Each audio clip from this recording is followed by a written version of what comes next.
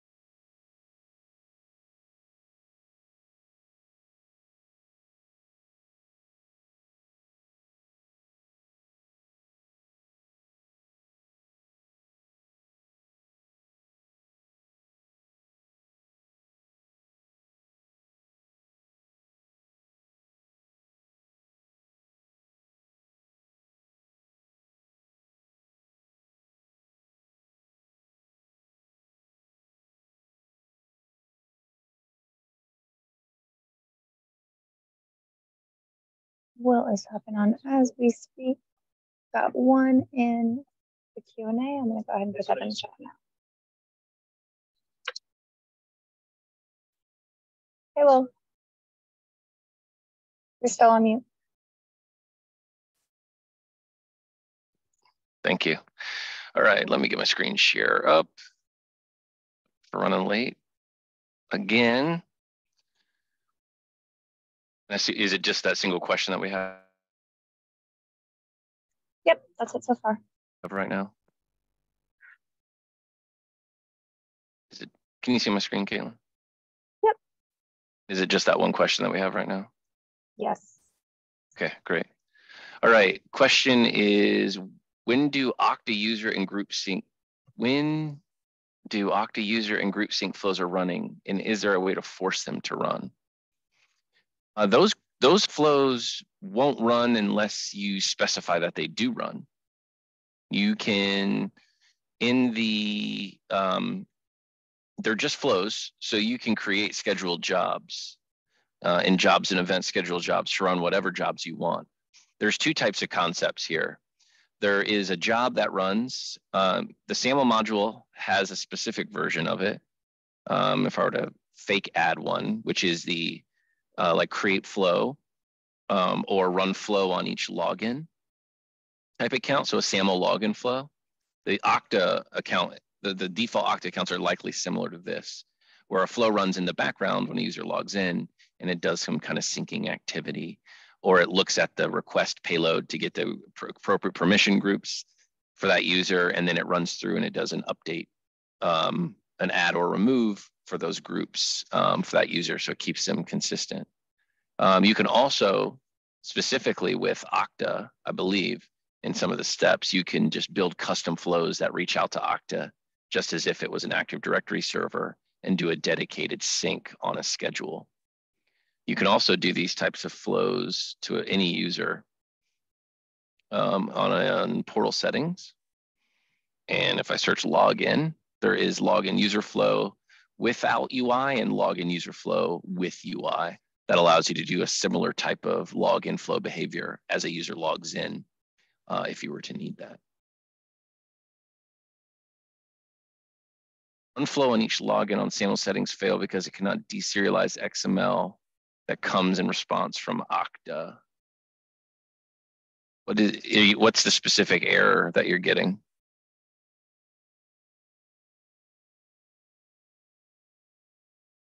I mean, I'm assuming you've created a type for that XML.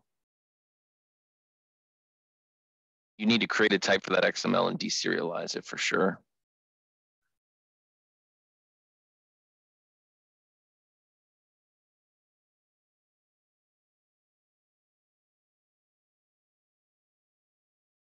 The settings are an option. Pick user sync flow and group sync.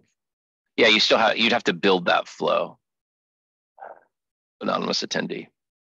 Once you have Okta installed,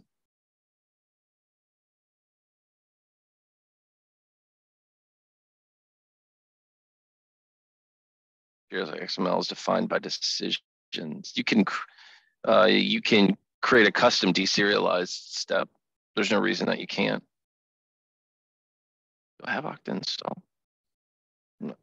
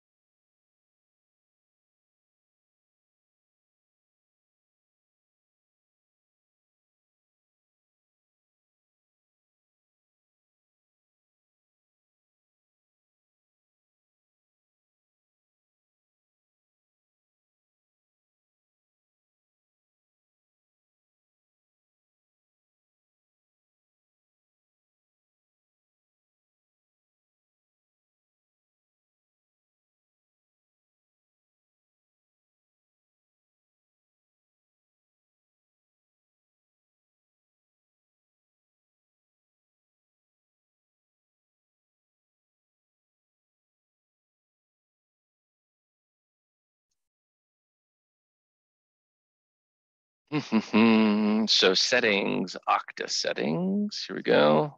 Edit. Think Okta user. Think Okta group. That's a good question. They must run on login because they can't run.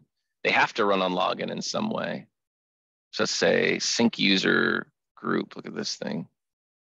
Okay, pick. Sure. Pick sync group flow. That flow's name is sync Okta group. My search is still screwed up. They must run on, anonymous identity, they must run on login. But you could run these, you could just build a scheduled job to run these too. If you want something to appear to be closer to an Active Directory sync. They're definitely not running on a custom timer of some sort. They'd have to be a scheduled job.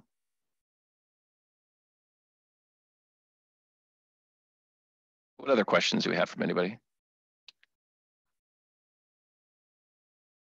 Or anonymous attendee if you have other questions about that. I don't actually know when they run, but I can assume it's only on login. There's no other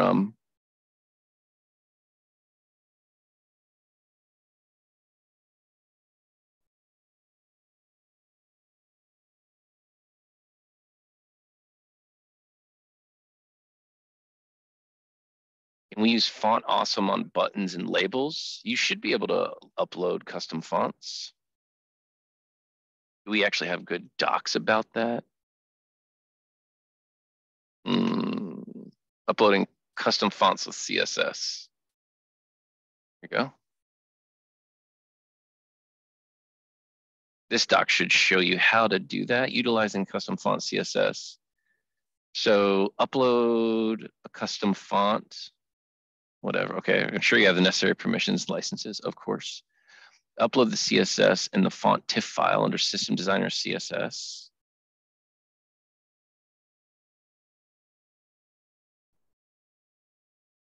I don't know that this is great. But yeah, you can. You could try using this doc and see. It seems I don't know what specifically, but I think it might be missing something. It's just using CSS to apply at the form level. So you specify the class for the label or the button in your example. So you have to add CSS and then use that CSS on a form. If you wanted to do it across the portal, you might have to start doing that in the less files or using the theme editor. Alex had a question as well. I might have a chance to see it. Oh. Hey, Alex, what you got? Hey, Will, how are you doing? Good. Two things. Like, can you go to the homepage of the of this documentation site?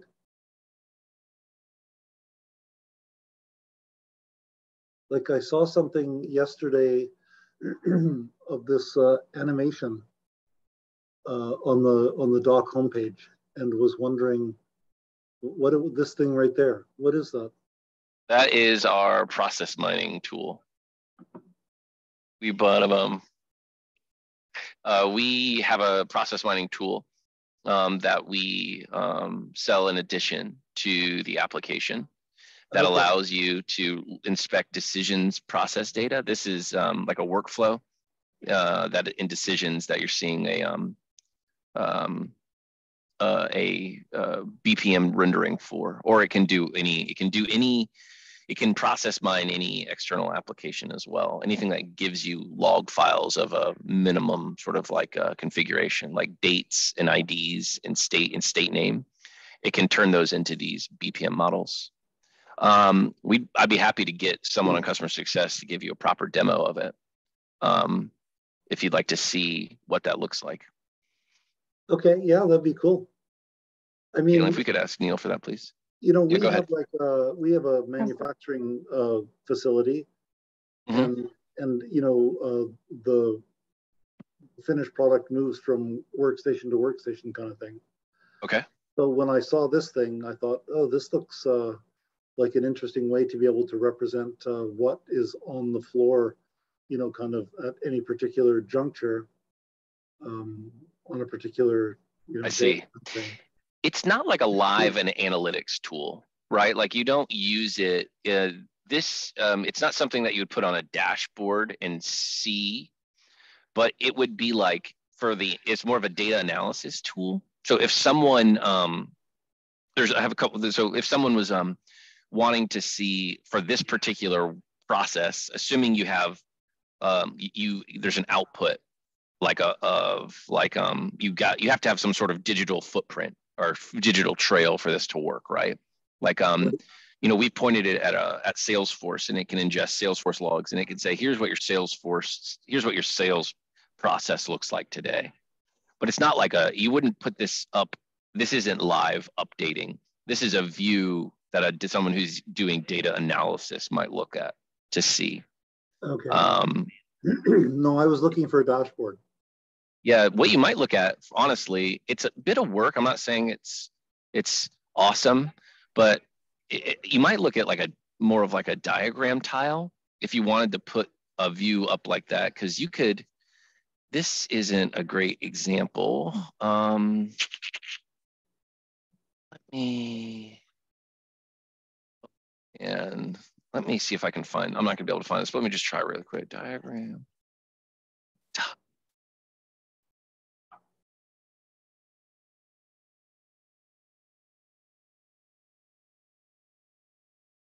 To-do list. You could use diagram tiles to do something like this. This is unfortunately, let's see here, not a very good example of what this could look like. This is one of the that sort of ask is one of the reasons we built diagram tiles. Okay, gotcha. Let's see, it'd be something like this. Let me just, and I'll look, just see, this might take me a second to set up. I'm sure there are tools that do this more gracefully. But like if we did, like if you could create, let me see, create a page. Here's a page. And on this page, I'm gonna delete everything, and I'm gonna search for diagram, and I'm gonna add a diagram tile here. And then I'm gonna pick or create a diagram tile, create new, diagram tile, create. Now I could come in here and build, like I would have to build what the thing is, right? So let's assume I was using these things. I could actually create like I could have where is the start step at? Oh, here's steps. Here's start step. I could build something that looks like a decisions flow effectively. So I might have like a diamond here, and I can connect this to here. This is not a decisions flow, right? It's just a drawing effectively, like an SVG. Right. But what you can do is run flows that can populate data on these things. So here, for example, I could pull a label font from data, and I could say, label from data, and then maybe a color from a rule. And then what I can do is let me see, it's been a while since I've touched these. Bear with me just a second. So I'm going to get a flow that I can run to populate the number of items in this state, right? Right. So this could be, manufacturing stage 1 or something. Yep. And then in here, I can have dynamic or just constant styling applied to these things. All of this stuff above here, everything above this is basically statically styled. I could put a background image in it. There you go, Amazon, cool. And then I do label. Let me turn off the color rule and just do the label for now. So I'm gonna select from flow. I need to create input data. So I'm gonna add here count of items in production stage 1 or something. And then let me just do an end step, and let's assume this is what the process looks like. And so I can save this, and then I'm going to get this special flow here, this edit page 1 input flow. And these two things work together. And if I edit this, you'll see on the output, I'm going to have that input I created. These two things are kind of very bound together. And so I could fetch. Now I'm like, what I use, let me do one of the types I used recently that I added. So help message manager, and I'm going to pass in the count from that. Any results count here. Then if I save this and I let me exit this and save, and let me create a folder, regular folder, and let me add that page onto that folder, add page dashboard. More garbage text. Here's page 1, pick, save. If I come back, what's wrong? Here's my, oops, that's not what I want. Where's my page? Here's page 1. Oh, I bet I left this. So select from flow, count of items. I didn't map everything appropriately here. Duplicate so I can more quickly edit here, come back to there and there. So it's overriding that value with the flow that's being run. And so you can kind of take that pattern and do all sorts of clever stuff. Like you could have I could put a circle and then kind of I'm not saying there's not ways to do this easier. But I could come here, font attributes. I think I could say, I want it to show in the middle, say 3. Okay, there you go. So here, let me change this around, and I'll say label from data, and I'm going to pick that same thing. Then save this, come back to my dashboard. You can imagine here that God, that looks terrible. But you could imagine how I'm building up effectively something like that. And then the dashboard could refresh and you could view something similar to that. This is probably closer. I'm not saying this is wonderful, but this is probably closer to what I think you're asking for than what our process mining tool is, which is more of a data analysis tool. Gotcha. Okay, cool. So that was my kind of my other question is there a step to start a scheduled job?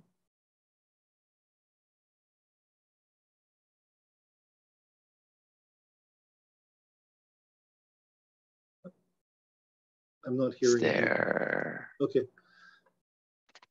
Let me check. I don't know. It's a good question. My first question is why would you need to? But maybe are your jobs not running? No. So okay. So the use case is that we have a bunch of stuff that we need to use regularly in decisions that we're pulling from a corporate SQL database. Okay. And basically we've got types in decisions to hold this stuff, and we've got scheduled jobs to run on a nightly basis to basically populate the values, and then the forms use those values for drop downs. Okay. So one of the things one of the new asks is that people don't want to wait until the scheduled job runs. So for example, when the accountant creates a new project, when he completes that flow, he wants to add a step that will basically automatically update the SQL database, because the SQL database is used for other things other than decisions. But to complete the loop, to make everything in sync, I need to run the job so that the stuff in decisions gets updated. I mean, the other thing that I could do is from within the flow, I could actually directly write to the type, you know, using the add step for the type. But I was just wondering, since the job is already running, can I just— Yeah, I wouldn't. You could run the job again, but I think what I would do is just dump that same flow, because the job is just running a flow, right? So here, you could pass the idea of a job into a run job now and run it into a flow. I think a better pattern there to get you the same thing would just be to do a fire and forget subflow. Like just call the same subflow, the scheduled job as a start link flow async. It'll be tossed onto the background, on a back end thread, and it'll process without requiring it to, without that maybe long running job to tie up the execution of the workflow that the user is creating for you. Okay. This is where I would go with that, because you can still run the flow. The job is just running a flow, and you can have the flow initiate that call without creating some weird, because probably part of the problem too here is these entity IDs are probably unique environment to environment, because you don't usually, not that you can't, but you don't normally export and import scheduled jobs. At least I don't think customers do. Right. I think you can, but you don't usually. So you could get the same behavior here. After that accountant submits the task, just run the data update flow in the back end and it'll update. Now, I mean, if you need a downstream activity, the only sort of consideration there is if you need a downstream activity, like something happening here, to know about that, you might just do it in a regular subflow. But you could, like, if you don't want the user to, you could just use like an inform. Or my last thing is the async subflow. So this is perfect. Okay. Yeah, that's where my head went immediately when you're saying that. Okay, and so basically the run job now thing just sits inside the async subflow, and boom, we're done. And the only thing I need is the UUID from the job. Say that one more time, Alex. I'm sorry. Yeah, so this your run job now guy sits inside this async subflow, and the only parameter that is required is the UUID of the job. Yeah, I think that's correct. Yeah. Okay. I wouldn't even call the job. I would just call the flow that the job is calling. Oh, okay, gotcha. Yeah, okay, I understand now. Yeah. Like pick the actual flow here, and then just call it, and then have it run off automatically, and then the job can run. But you can then have the job runs to keep it in normal sort of like sync, right? Since it's doing some kind of data extract and local store or whatever it's doing. But if you want to ad hoc call it, just call the actual flow itself, and then you could call it asynchronously, and it doesn't matter if it takes a while to complete. The background thread will just get to it when it gets to it, and complete it in as long as it might take. And so this is truly like once you call this async flow, you've lost any awareness of whether it completed properly or anything like that? That's right. Okay. Okay. Appreciate that. That's great. You bet, man. Happy to help.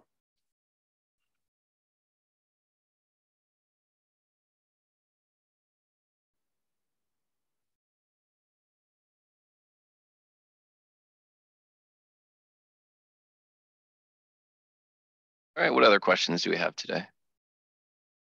See some new names in the list. If you got a question, please let me know.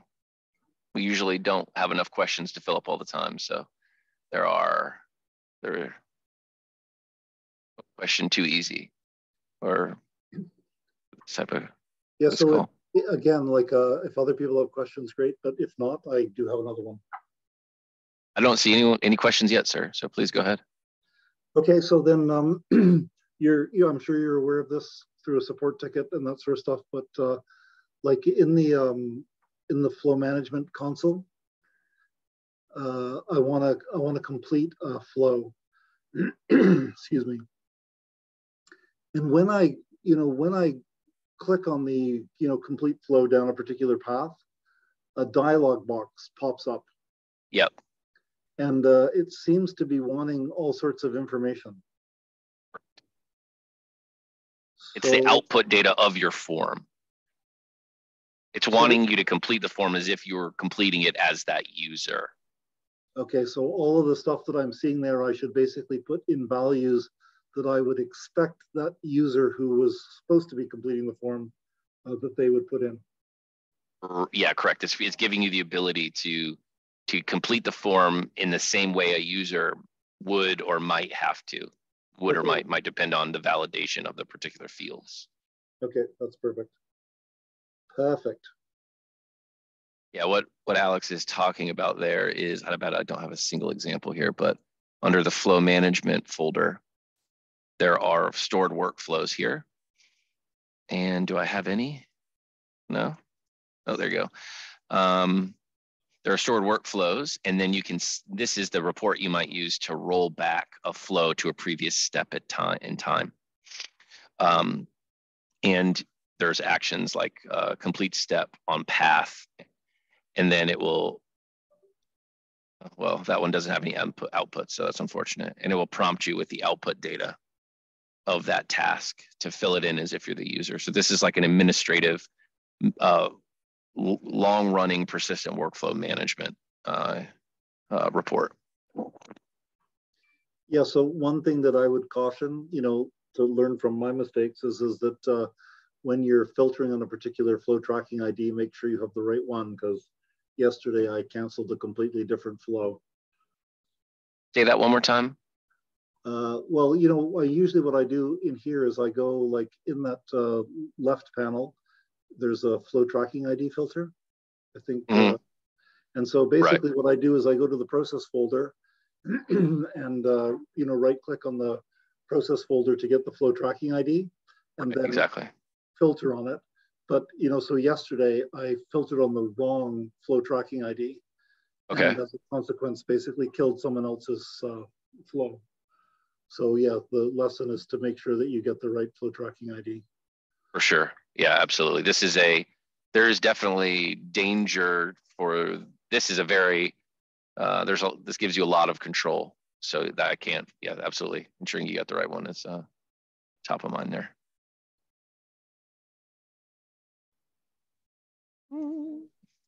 Anything else from you? I don't see any other questions from anyone yet, sir.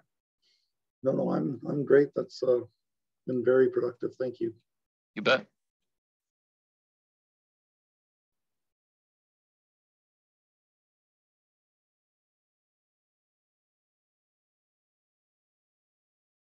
All right, we're at 12:30. Anybody else? You can raise hand, type your question out, ask in the chat. Just let me know what other questions you have, if anyone has any other questions. The chat's disabled, just, I'm not sure if that's intentional. Is that intentional, Caitlin? I know it has been intentional in the past, only because it started to get a little out of hand with everybody talking to each other. So we couldn't really keep track of questions in there. So it might have been restricted. Oh, I didn't know that. Okay, now it's available. I just went ahead and swapped it. Oh, can we just keep that open from now on, please? Yeah. Maybe if we get into a place where someone is being a problem, we could shut it down again, but. Sure. I'd like people to be able to put their points. Some of the stuff that we were copying from Q&A from anonymous user was really just follow-up questions and clarifications. Okay.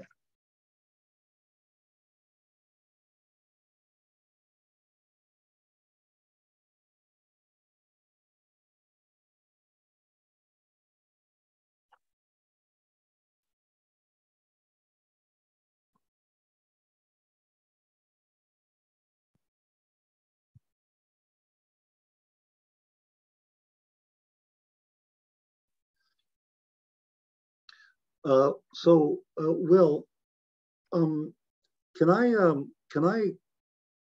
implement a stored procedure in the decisions database? Yeah, for sure. You just have to manage it or you have to work through our Well, no, you could. Yes, you can. I don't know if you can. I don't know if our query editor will allow you to create it. Like, I don't know that it handles all like the variable syntax perfectly. But worst, let's assume it didn't. Then yeah, and you had a stored procedure that you had written. We could absolutely get it created for you on all the environments, and then you could integrate against it. Okay. Yeah, absolutely. Okay, cool, great.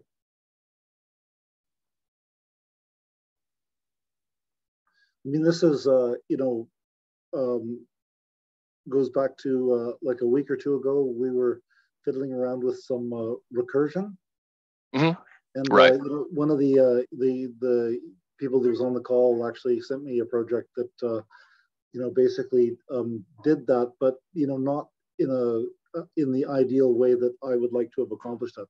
But I mean, we already have this recursive function on our SQL database. Sure. As a stored procedure where it basically takes in as a parameter your employee ID and will get everyone below you kind of thing. Mm-hmm. So, I mean, right now the way I've got it implemented is I basically set it up as a procedure against the integration database, blah blah blah, right? So mm-hmm. I can do it that way, but I don't like using the agent, if I don't absolutely have to, kind of thing. Okay. Because it's just one other thing that can break, kind of thing. Sure. So that's the reasoning behind all that. For sure. No, I mean, the question is just, can you do it through the query editor or not? Or like, how much of it can you do yourself without needing our cloud ops team to sort of do on your behalf? Okay. But no, for sure, you can deploy stored procedures on that database all day long. It's, in a sense, your company's hardware. We just happen to host it for you. It's kind of the way. I wouldn't say completely, but we kind of have that approach to it. Gotcha. Okay, perfect. Thank you. You bet. Okay. Is that everything? Anybody else got any questions for us?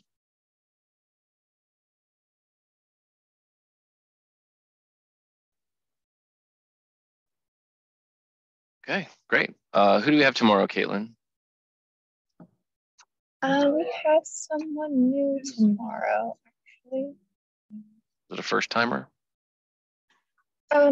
She's been here for some time, but I do believe it's her first one.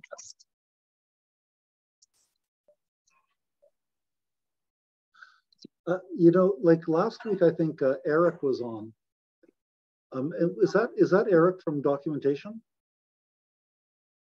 It was probably Wilmerink. He's on the product management team. Okay. He was on documentation at one point. He was in charge of documentation at one point. Gotcha. Okay, because I mean, like one of the things that I'm noticing is that like a lot of the internal services steps like don't have a lot of documentation associated with them. Yeah, so, we I don't know that we've decided to actually blow out that. You're looking like in the step library specifically. Yeah. Yeah, that's an interesting one for us. There are thousands and thousands of internal service steps. Yeah. I don't know that we've made the decision. I haven't. I'm in charge of it now. I don't know. I keep saying we, that it's worth the return to get through and try to do a thorough job of documenting all of those things today. Right. And so, I mean, like my take so far has been if I'm kind of curious about something, I open a ticket and say, hey, what does this thing do, kind of thing. Right. Yeah, we expended a lot of effort to do the step library. But like, it's there's a lot of steps in there. Yep. It's one of those, it's those catch-22s, right? Like if we didn't expose them, you'd ask for them. If we do expose them, then you want documentation for them. But like the documentation task itself is quite a heavy lift. Right. So I mean, obviously we should have them documented. That's for sure. And so, I mean, just out of curiosity, because I know other companies do this sort of thing, but like, are we allowed wandering through source code? I mean, it's a question like, would we give it to you? Right. No, for sure not. Yeah, yeah. I think right now probably just like, we don't even have the step info thing showing on that, do we? We hide them on the internal service steps too, don't we? I'm not sure what you mean. Sorry, like in the step toolbox, you have the step help in line. Right. Like here, like on my screen again, like I can click step help with the I. Yeah. And I can get this, and then I could, if I have it, go to the documentation for that step, which doesn't exist today. Gotcha. But like we're even hiding step help on the internal service steps, internal service method steps. Okay. Have So a balloon? You're not on mute, Caitlin. So I know we need it. I don't know that we have a near term effort to add comprehensive coverage for internal service method steps. Might be the most honest way to answer your question there, sir. Yeah, and it's just coming from like I just look at these things and I immediately want to start reading all the help about them, kind of thing, just to get an idea. But even though if I'm not going to use it in the near term, just to kind of wander around. Yeah, we don't even make them search. I don't even think they're searchable. That's something we need to fix for sure. You should at least be able to keyword search them. Well, if you do search in documentation, you don't find them. Right. No, I understand that. I meant like in the step toolbox itself. Gotcha.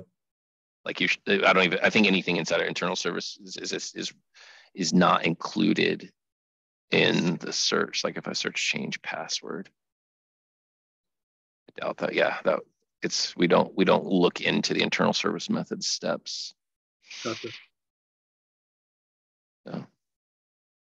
Okay. No, just curious. Grace. All right. I think that's it for today then. Okay. Thanks, Will. Thanks, Alex. Appreciate the questions. Thanks everybody else for the questions as well.